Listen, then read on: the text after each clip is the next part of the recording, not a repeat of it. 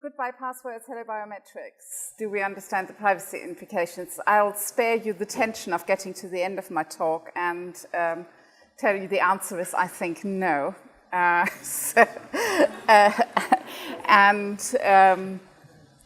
I'll explain to you why I think that, and then some thoughts about, if we don't understand, once we do understand the privacy implications, how should we respond to this? So for those of you who don't know me very well, I started my work, as George said, now 20 years ago, looking at password behavior of people in organizations, of employees in organizations, which were causing the organizations considerable cost and considerable headaches because they just basically couldn't remember their passwords, and the cost of running the help desks was out of control, and basically the accountants were beating up the security people saying, you've got to stop this can't go on. We can't employ 100 people who do nothing all day long but reset passwords for our employees, which is literally what they had at the time, right? So, and I was basically, so I got into, beware sometimes, these sentences that totally change your career. In my case, it was, could you do a quick study and tell us why these stupid users can't remember their passwords?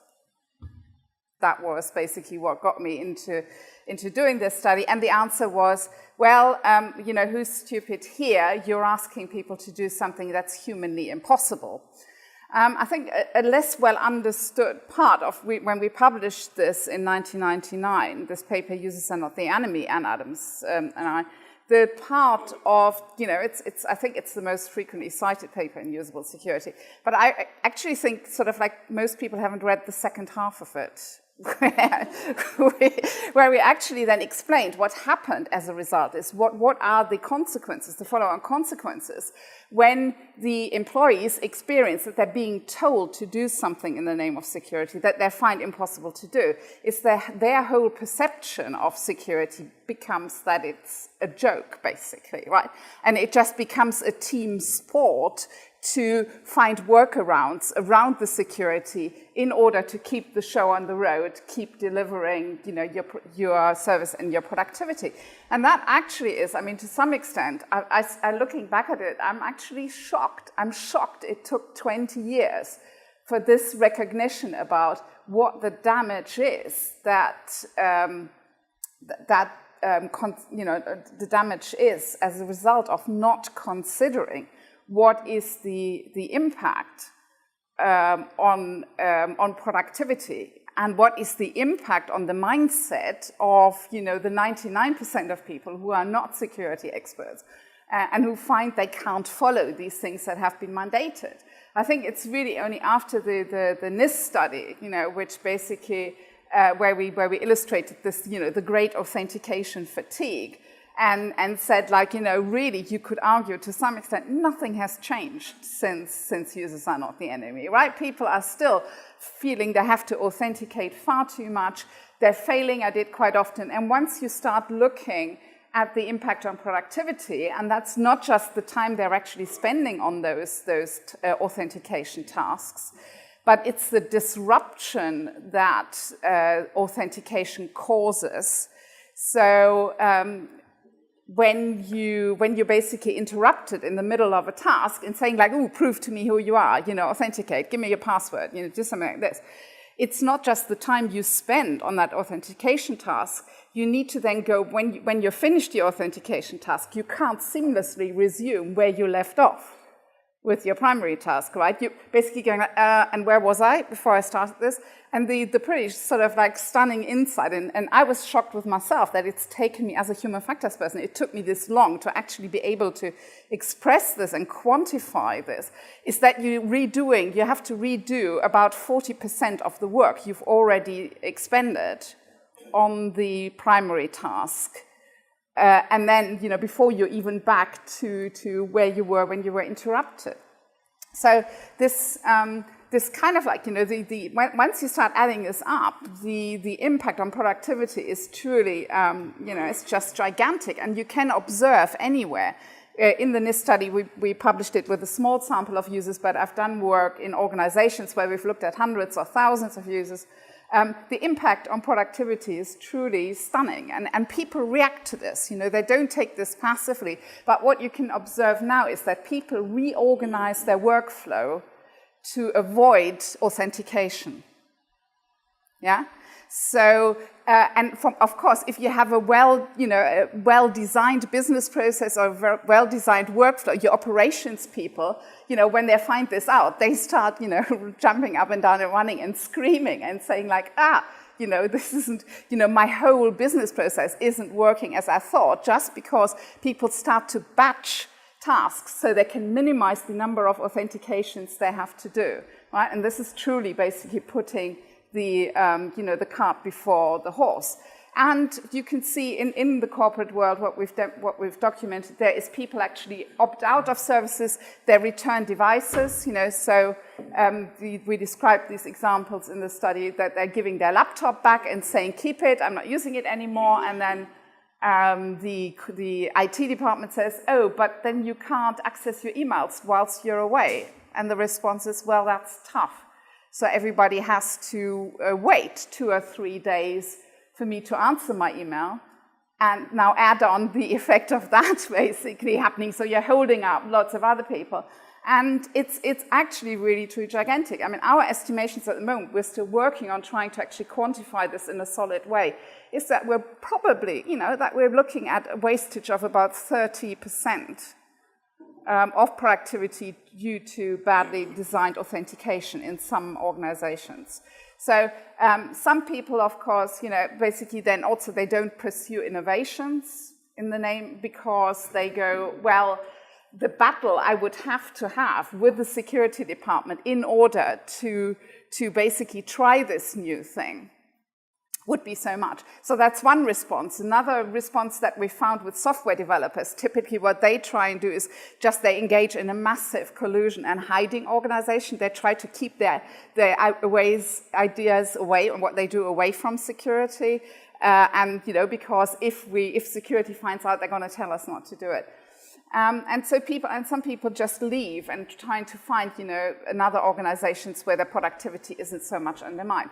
And the irony is, of course, do you get, for all that sacrifice in productivity, do you get better security? And the answer is no, because the policies and the security only exists on paper when there is basically a massive collective effect to work around the security rules. So people don't actually behave as, they don't necessarily completely disregard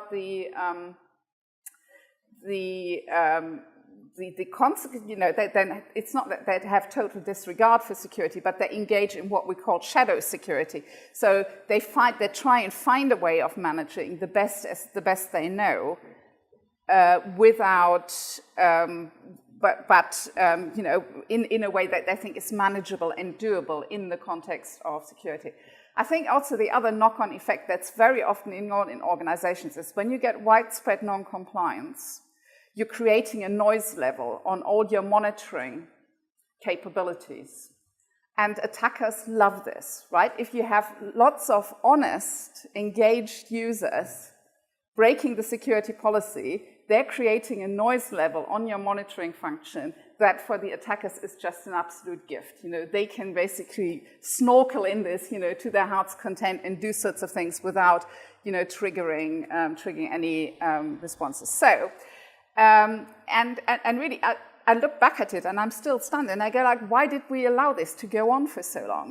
Basically the introduction of touchscreens has made the whole thing worse, and we passed 3 years ago the point where the majority of passwords were not entered on keyboard, but on touchscreens. And with touchscreens, the entry of a complexity 8 or longer password increases by a factor of 3. The error rate goes up by a factor of 3. So, and yet basically we, in the name of security, we kept clinging on to this, like, oh no, you must basically do this. But without colluding in a malicious way, of course, what we now find is that the number of passwords, the diversity of password files at many service providers has declined massively, right? Because users somehow, with a little bit of experience, they'll figure out that there is a small number of passwords that comply with the policy, but only require one toggle between the two soft keyboards, right? So again, gift to the attackers, who, in my experience, pay a lot more attention to human factors and psychology than the defenders do, and that's not a bad thing.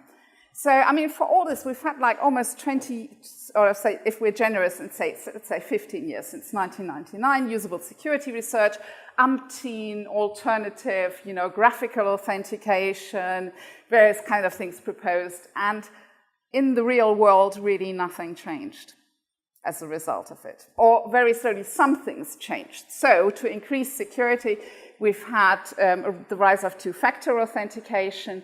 The UK is one of the pioneers of this. It was deployed at pretty significant cost to the banks. Really, they spent 10 years standardizing a protocol for using it. Actually, very few customers realize that they can use that a lot of these tokens where you insert a card are actually, you can use the token from any bank and insert the card from any other bank into it. Most of them don't realize this, and they complain. The customers are very unhappy. They complain about the fact that they have to manage, carry several different tokens, that the tokens work in different ways, that then the rules as to when you need a token and you need to get it is different, and they actually hate it. And so that's now led to basically a stampede, where when people ring up and say, I can't use this, I've locked myself out, or they say, I'm going to another bank because I'm not doing this stupid two-factor authentication anymore, the answer is, have you tried our app on your smartphone, right? Do you have a smartphone? Have you tried our app? It's really easy to use. And so this is now basically the massive stampede, is that everything is going that way. So, and of course, what do we have on the smartphone? Biometrics, right? With the introduction of the iPhone, I mean, the whole biometrics research community, I hang out with these guys on a regular basis as well. It's like when we were at ISPA last year, basically they were still going like, I mean, it's basically there's two big things in biometrics, right? One is Aadhaar, which is the Indian national identity scheme with 1 billion users. And the other thing is the iPhone. And basically, suddenly you have fingerprint recognition. You have 6 million customers who are using fingerprint recognition, right? This has basically truly taken biometrics out of what was actually a fairly sort of orchid subject and a quite sort of closed community, doing sort of various kind of things. It's now really hit the consumer market. And it's now, basically like the floodgates have opened. It's pretty much not just the touch recognition, but suddenly voice recognition companies who've been sort of like scraping a living and really not getting anywhere for the past 15 years are now basically making the big sales and are widely used. Last year at CeBIT, Jack Ma of Alibaba, the biggest Chinese website, basically announced the Smile to Pay, which is face recognition on the phone, and which is as easy, he says, as taking a selfie. So this is a custom development by Alibaba's own software team. What I find really interesting about this, and I'm waiting to actually really see this happen, is that any of you get a biometric readable passport?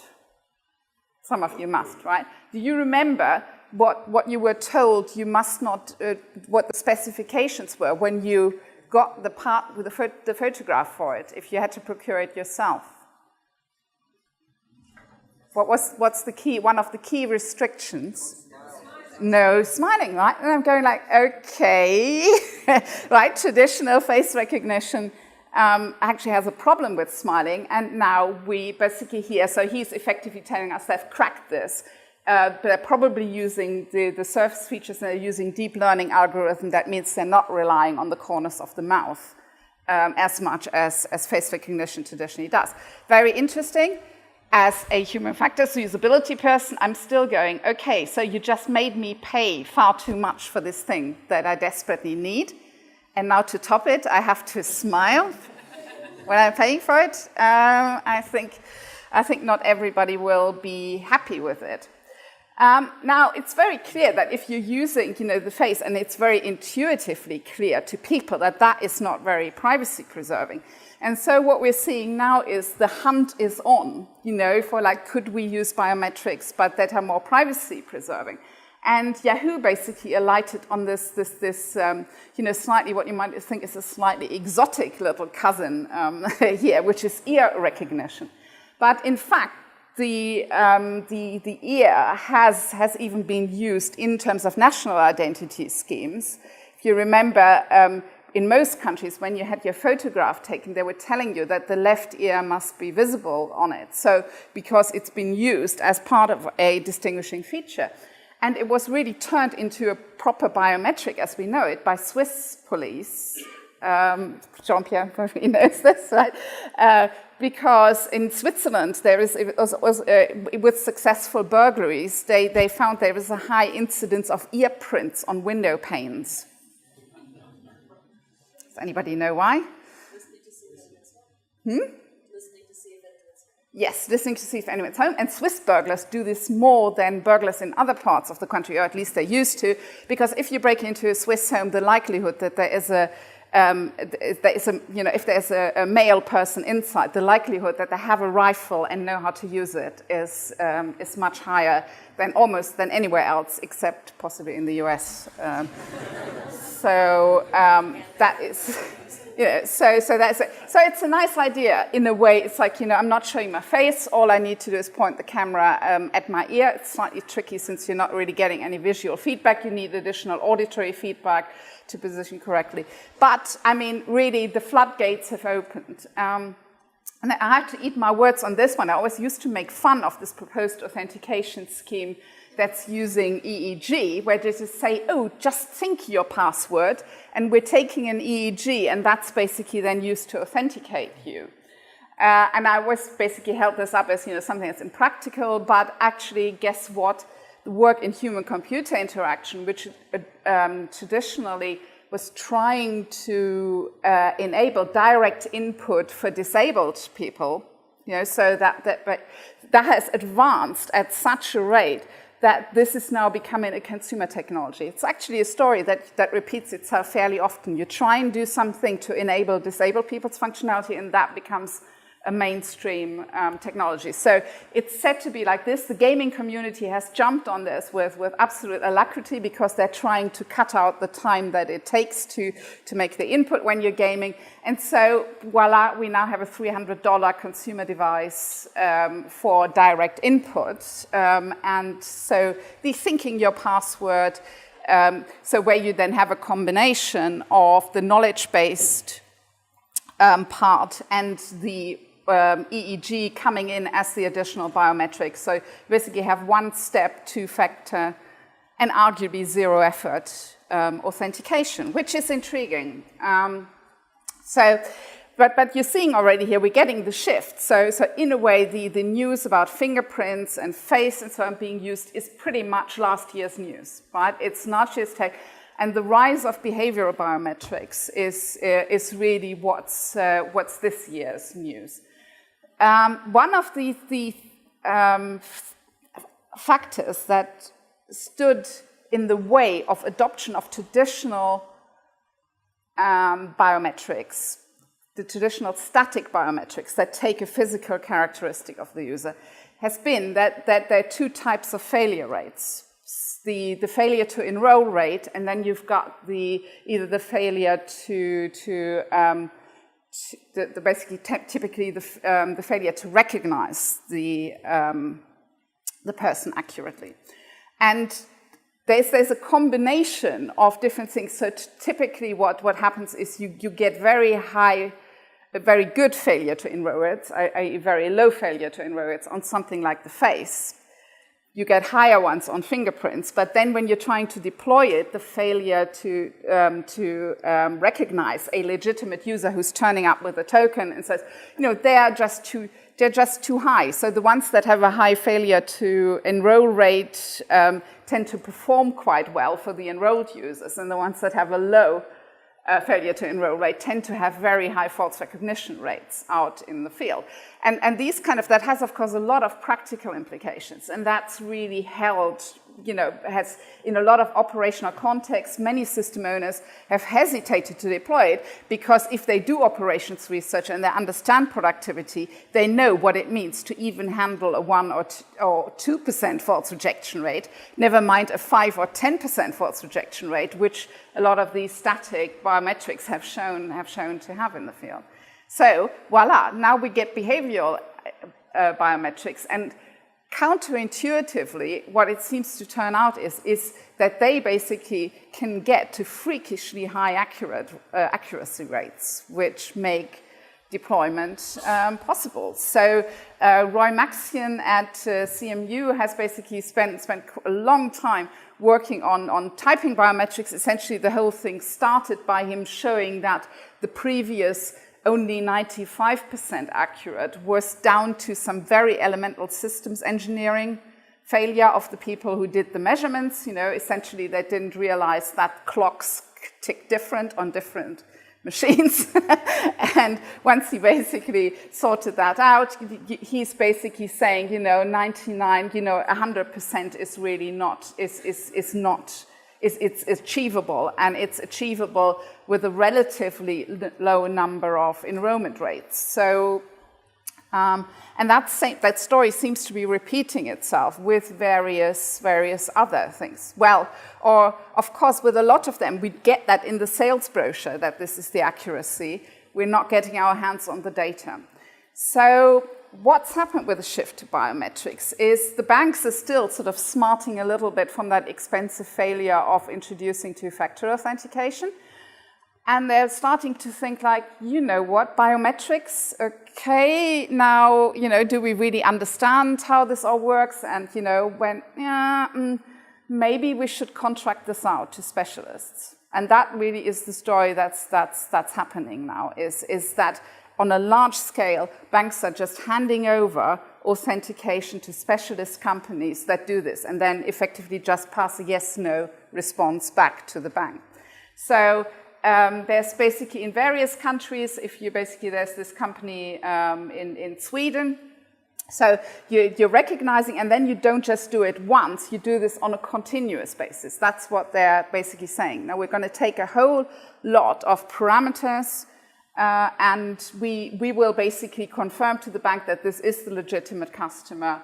And of course, the banks are going great, we'll have some service level agreements. And I'm just a little bit worried how few people are aware of the existence of companies like BioCatch that operate services certainly in North and South America for all the market-leading banks.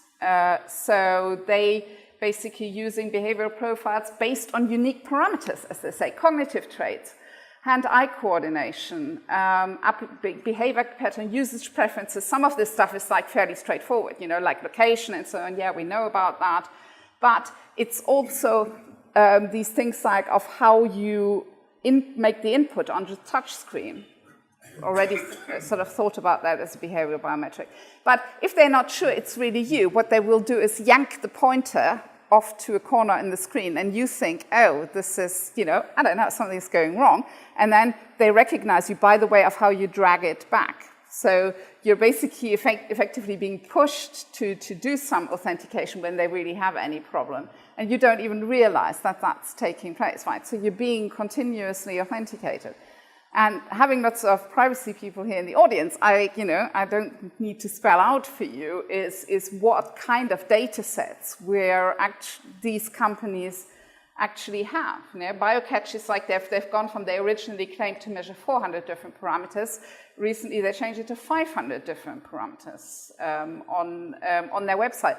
And as I said, it's the vast majority of the customers of these banks are completely unaware that this is what's happened.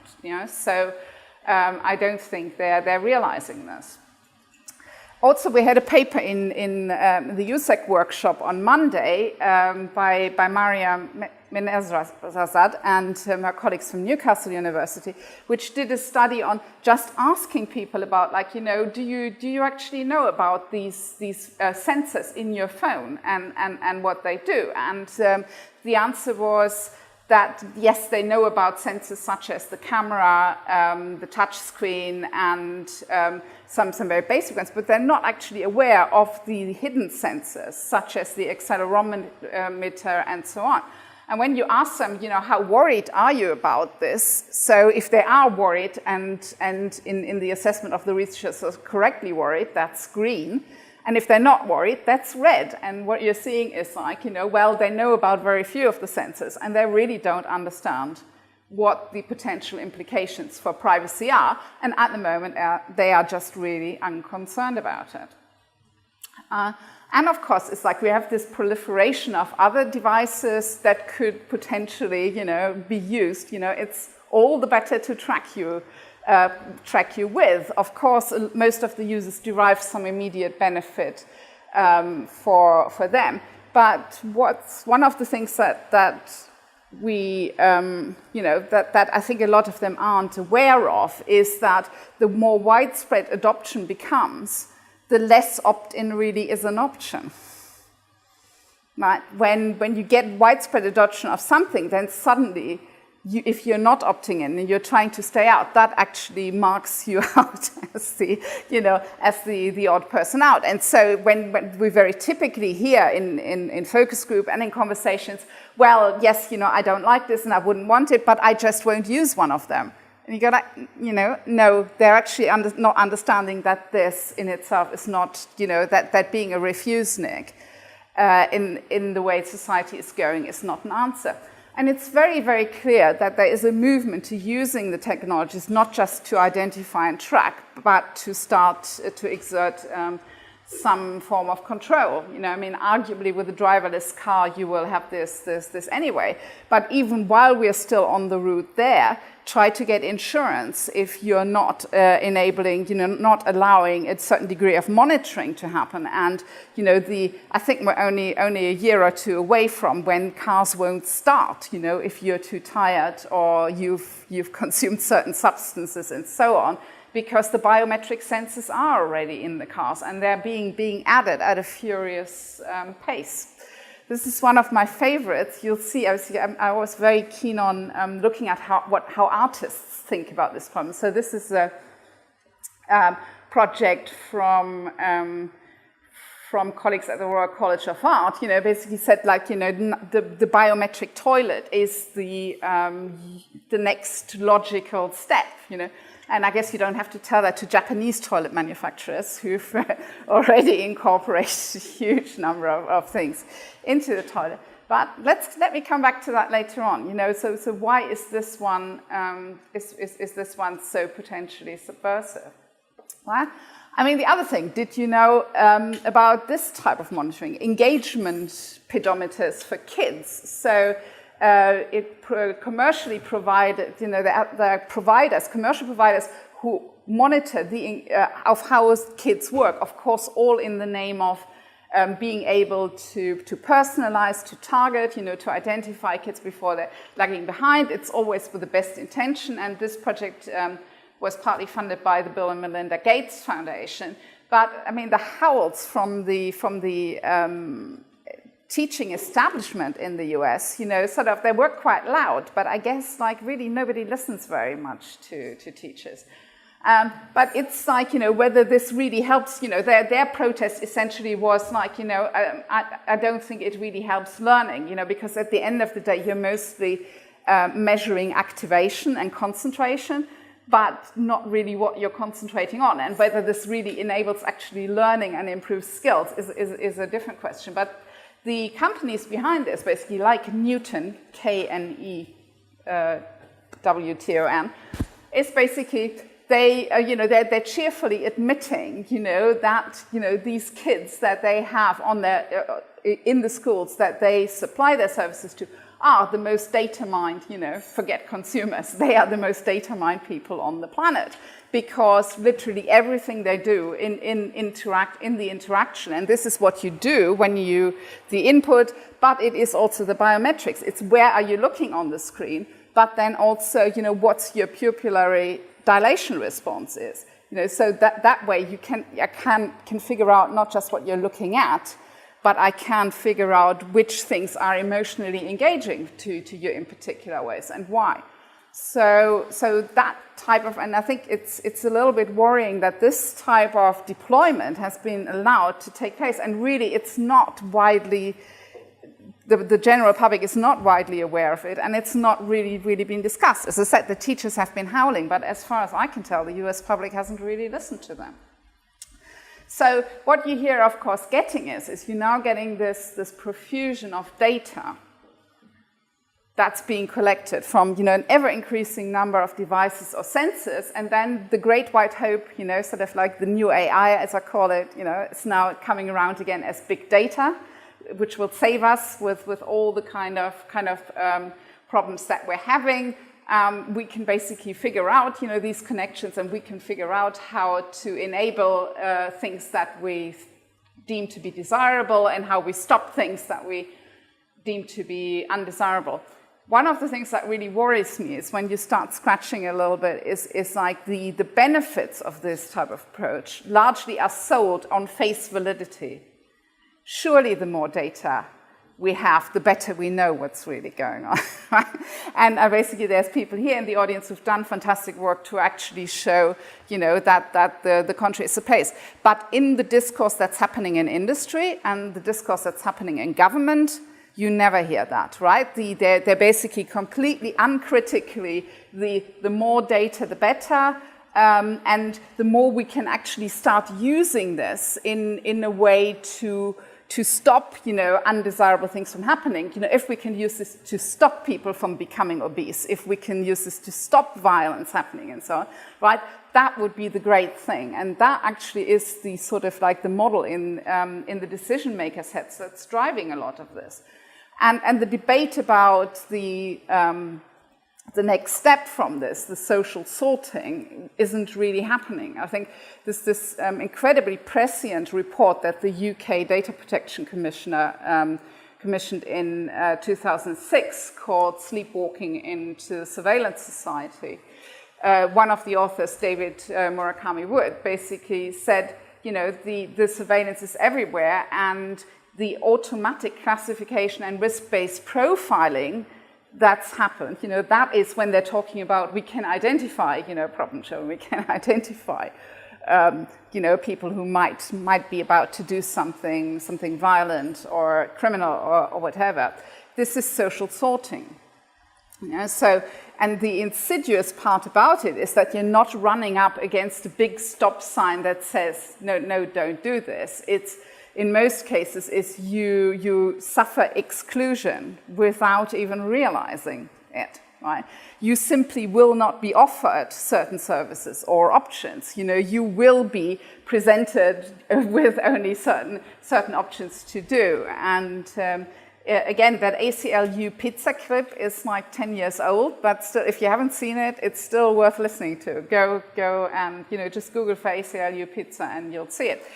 And in the commercial sector, this is happening on a grand scale. So the UK is completely postcode mined, and there are personas. There's basically demographic mapping and personas for each UK postcode. So they basically have 15 demographic groups and 66 different types. And so if you want to market your product or you want to sell a service, you can very neatly figure out, according to Experian that sells this product, which postcodes you might want to offer these services to and where you might want to target your marketing.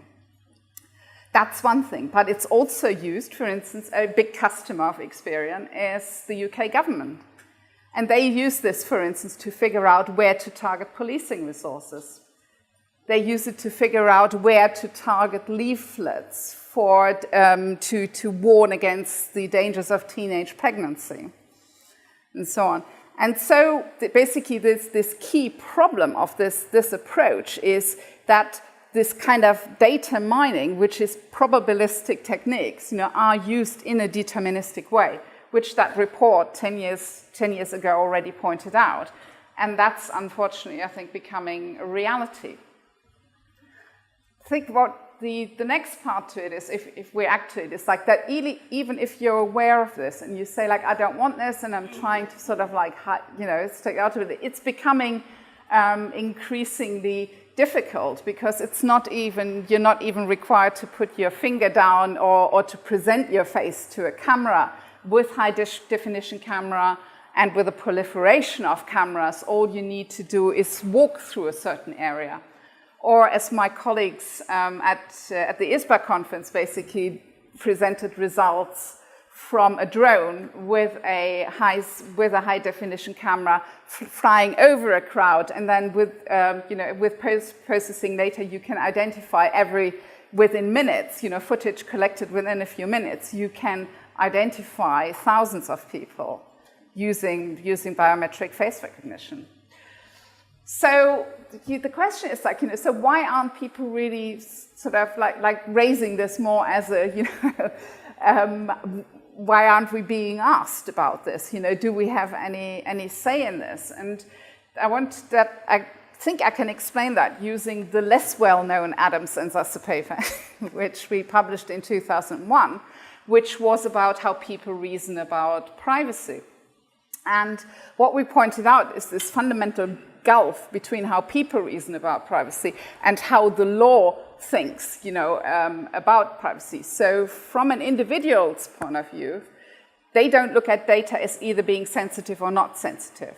So the whole contextual approach to thinking that other authors subsequently formulated more clearly than we did it in this paper, is very, very inbuilt to people. They very much think about this is a particular context. This is a health, I have a health problem and there's somebody who's helping me versus somebody who I know nothing about is asking me on the street, or the government is sending me a questionnaire with 100 questions asking me about things. These are different contexts, and the same piece of information might be judged by the same person to be sensitive in one context, not in another. And the weighing up that happens then is it takes place in an essentially economic framework, right? So most people are not privacy fundamentalists. They are, the vast majority of people are pragmatic, as we call them. And so they're asking, what are the risks, what are the benefits? And most people, if you ask them quite cheerfully, say, yes, for certain benefits, I'm prepared to accept certain risks.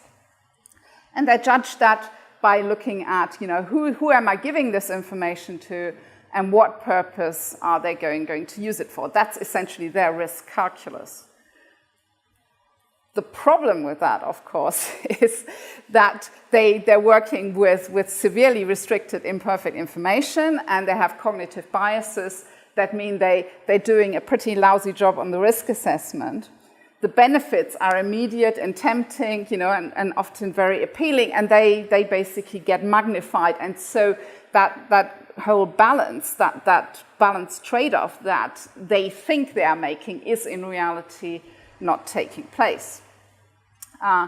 If the more you're actually not even realizing that the data is being collected and how it's being used, of course you can't make any of these trade-off decisions that people currently often think, they're making.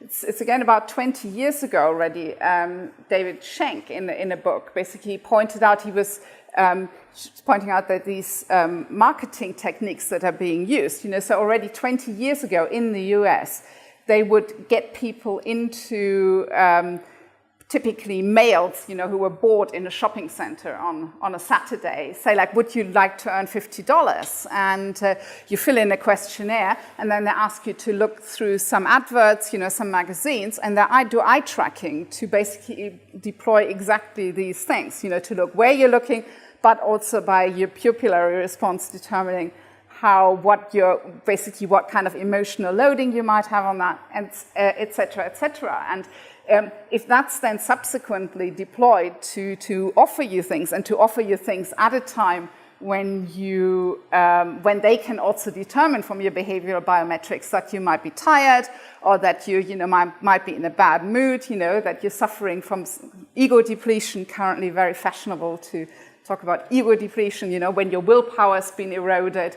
That's, of course, then all the better to sell you with. Now, you might think, okay, that's kind of mundane, but if we pitch this against the underlying trends and developments that are happening, I think it takes on a slightly different road. So what are the key trends? Urbanization. So more people, we passed 2 years ago the point where more people live in cities than in urban areas on the planet. We have hypermobility. People are moving around, and whether this is temporary or permanent migration, more than ever before. And this is putting pressure on resources, right? So just the fact that they're congregating in certain parts is putting pressure on resources. But, of course, governments face increasing reduction in resources that they have. We have overall pressure on resources like, food, water, energy, all these things. And it basically makes it inevitable that governments or certain bodies who are looking after things have to exert some form of control over those resources. Technologies, if you need to basically say no to people, technology is great, right? Rather than having to stand up and face-to-face say to people, no, you can't have this, or no, you'll have to pay a lot more for this, or so. If this is basically enforced by technology, you've got like a nice sort of like, I call it a shield and a veil behind which you can hide that decision making. And I think that is potentially the creepiest aspect of it, that some really fundamental decisions are being made in this kind of covert way, because the reasoning is, let's not wake sleeping dogs. If we can just use this nice paternalism and steer people towards the correct behavior through the technology, then we don't have to have the difficult discussions. There is also, of course, an industry that's developed this kind of technology, which with actually shrinking, or at least up until now, we had a period of where the market for battlefield technology was decreasing. And so they have very much looked at, basically deploying the kind of monitoring, the sensor technologies they've developed for military purposes in these urban environments, Smart cities, a lot of that stuff is military technology. And it's not just big industry doing this, it's also we are partly doing it. There's been a fashion for adopting certain of these military techniques as consumers, basically Humvees and various other kinds of things, So I don't really have time to go into the various psychological reasons that drive this, but it's very much becoming where the power essentially starts to lie with those who operate the technologies and who have that kind of data. So Stephen Graham basically calls this the new military urbanism, and we've already had the first few drones shot down in areas because the friction that's resulting from this is coming to the fore. So it's like that kind of technology is again used as part of a social sorting movement where you're basically profiling and selectively enforcing certain things on people. And the less these kind of these approaches are actually questioned and debated, because they're regarded just as being police technical, kind of discussions.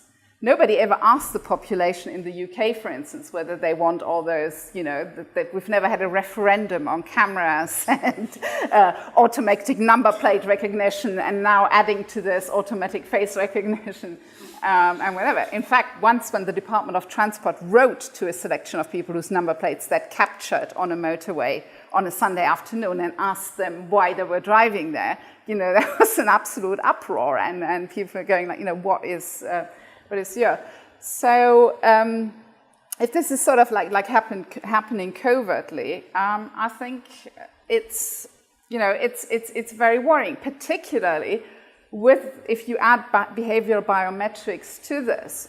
It's very, very tempting when a government is faced with these shrinking resources to try and find ways of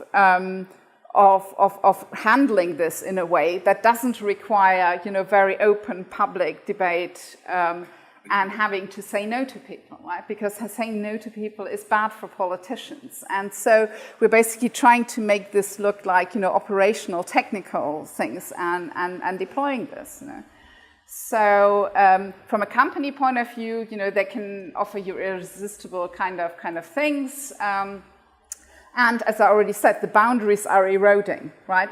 Because the government buys these services and buys the data from the commercial sector, and the government is selling the data it has, or is at least trying in many countries to sell the data that it has, whether this is health databases, genomic data, transport data already is sold on a massive scale, is either sold or given to industries to use. Might it backfire? I just wanted to highlight here Andrew Odlycko basically has a very interesting line on this. His argument is it's probably going to backfire from a commercial point of view, or he basically then takes it to the next step in the extreme, where he says, if you are manipulating consumers and citizens on this scale, because essentially when you can get them to agree or do certain things if you just catch them at the right moment and target, essentially you destroy the market. And he argues that's the end of capitalism and, whatever comes next. Go and watch his YouTube video on this. They did a nice video recording. He's done that talk a couple of times, but he gave the talk to the Italian Chamber of Commerce earlier in the year, and that recording is quite good. It's online. So, but I want to sort of step from this dystopian, this potentially really dystopian scenario, a little bit more to the mundane and the banal, what it means in private lives. So I think what we need to talk to people about is about things that they can understand really matter to them on a day-to-day basis. And what people don't understand is that they manage their relationships with others through selective disclosure of information. And if you take away the ability to do that, you get fewer relationships, you get more conflict. I'll give you one example. So a colleague of mine sort of gave me a lift somewhere, but he had to do the weekly shopping on the way, and then so it traipsed along, and he put all his shopping through, put down the supermarket loyalty card, put down his credit card, and paid for all his shopping. And then he put down 3 packs of chocolate biscuits and paid for them in cash. I'm going like, do you have health? I didn't realize this supermarket does health insurance as well. And he goes like, I don't care about the supermarket. No, what he cares about his wife. Because the wife will basically get the receipt and the thing. And so it turns out, he tells me this story, that his wife is a bit of a health food maniac, right? As he and his 2 daughters see it. They think she's a bit extreme. She won't allow shop-bought biscuits or cakes in the house, right? And after a couple of years of arguments about this and so on, they kind of like reached an agreement where the kids, where my friend and the 2 daughters basically said, fine, we won't have the cakes and biscuits when we're at home because it'll just trigger these massive rows and these arguments, and we're not really agreeing on this. But basically we'll get our own back by having secret biscuit fests, in the car or when we go out for a walk. So I actually think that is, and this is, we do this hundreds of times in the way of how we manage relationships, within our family, with our neighbors, and at work, within the social communities that we have. At the end of the day, we get along by doing this. And I think one of the really key things we need to do is to get people to understand this, that this is not, that the privacy security trade-off being pushed and so on, it's not. It goes to, privacy is really fundamentally important to your processing. So when people realize, that their privacy is being eroded and this is detrimental to them, we have the research from the last five-ish years. People do engage in privacy protection behaviors, and they're even willing to take a certain amount of effort over this. With behavioral biometrics, my concern is that the kind of things that people do online, basically just inventing a date of birth or inventing another persona and so on, that with behavioral biometrics, these traditional privacy protection behaviors are being eroded. Another one is particularly Dana Boyd's research pointed out that teenagers, who are often held up as the ones who don't care about privacy, actually have very sophisticated privacy protection behaviors. What they post online basically has a completely different meaning to them than it has to their parents or teachers, who they are trying to protect their privacy from, and they basically develop various techniques quite well. That's great. And there's other forms from at the Security and Human Behavior workshop this year. We had the artist Adam Harvey basically presenting us with various things, such as these concepts like the anti-drone burqa, or the basically using hair and makeup to fool face detection. So his argument is, if you understand how image processing works, you can actually deploy these things to stop it, to basically stop it from working. Some lovely thoughts there. Look forward to my students looking through this. Whether this is enough, I think with the rise of behavioral biometrics and the connection between all the different types of data, if you look at projects like super identities, where they're tracking people down just by measuring if you're say a pedophile perpetrator and you just carelessly had a bit of your hand caught on video.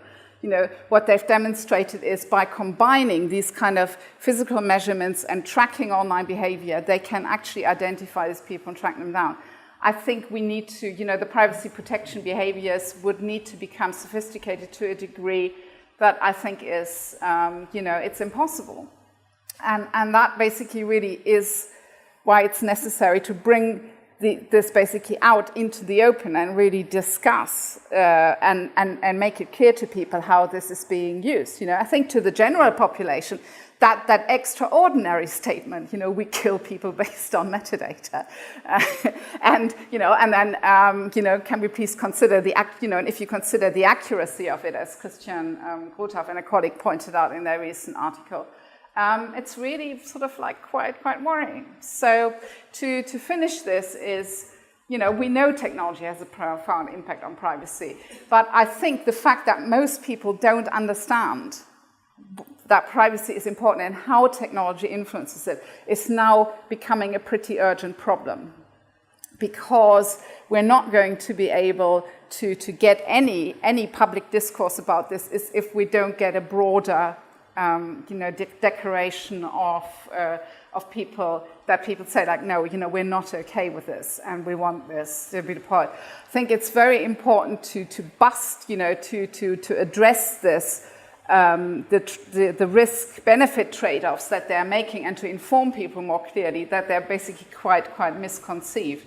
And in order to achieve that, we need to get better at communicating about this, right? We need to be communicating, in terms of, we need to help people to understand that the benefits are being oversold, that very often it isn't as accurate. No, actually, as a result of all these cameras, the crime rate in your area didn't go down.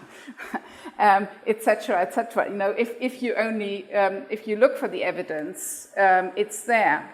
And I think the artists and social scientists can help us to basically explain this in ways that actually touch people's judgment more. And I think we need to become more creative in terms of doing things, thinking about unionization, consumer unionization, certainly. Consumer organizations need more support, civil disobedience even. I think this is a lovely example from Germany in the 1970s when people, the data protection law was introduced as a result of civil disobedience action where people refused to complete the survey, and they boycotted it in a very creative way. They all, basically, the activists volunteered as census data collectors, and then they all phoned in sick on the census day, right?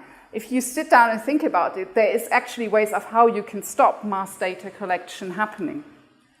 The other part, and this is my very final slide on which I finish, is that it might happen even in the most, what you might think banal and benign places, that increasingly, one of the reactions might be is that people act on a very, very localized basis and start to enforce certain things, whether that is to have drone-free zones or camera-free zones, or starting to provide their own internet service with their own kind of controls and only releasing aggregated data to selected service providers. There is potential things we can do, but I think we need to think a bit more broadly about how we deal with the privacy implications that are coming with this technology. Thank you very much.